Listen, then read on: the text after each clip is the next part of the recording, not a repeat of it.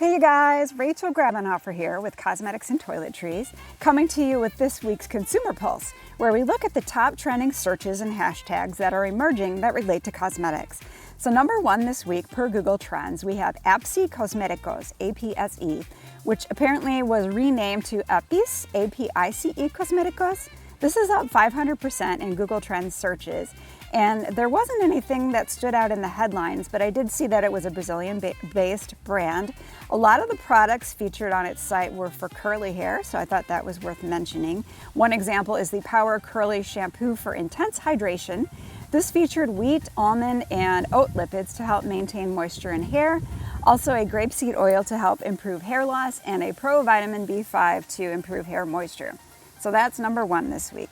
Number two, we have e.l.f. Cosmetics Rossmann, R-O-S-S-M-A-N-N.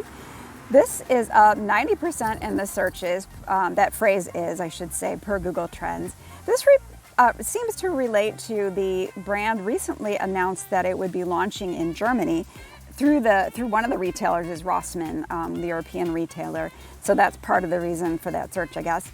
There's a lot of hype about it, especially on TikTok. A lot of excited Germans, from what I could tell, that couldn't wait to get their hands on the product. So another interesting headline related to e.l.f. Cosmetics I thought worth mentioning was they very recently partnered with blind champion swimmer Anastasia Pagonis. They're putting together what they call an accessibility bundle. So what it is some of Anastasia's favorite products put together that have QR codes on them with her describing the products for those that are visually impaired. So I thought that was interesting in terms of a story of inclusivity and accessibility. Number three this week, Tarte Cosmetics is up 80% in the searches per Google Trends. There wasn't, again, anything particularly that stood out in the headlines for this, but I did see, I think it was back in June, they recently anyways launched a new Creaseless Creamy concealer.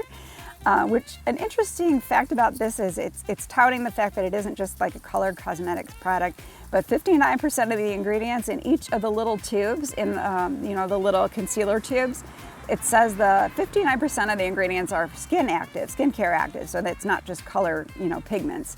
It does provide even coverage, a good coverage, hiding power, I guess is what you could call it.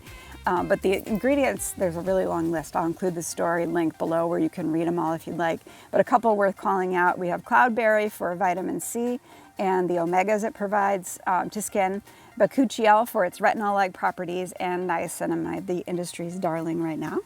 So that is number three this week. And then last but not least, I noticed in Brand Watch, there's notably a interest in Shiseido's Ultimune, U-L-T-I-Mune, serum.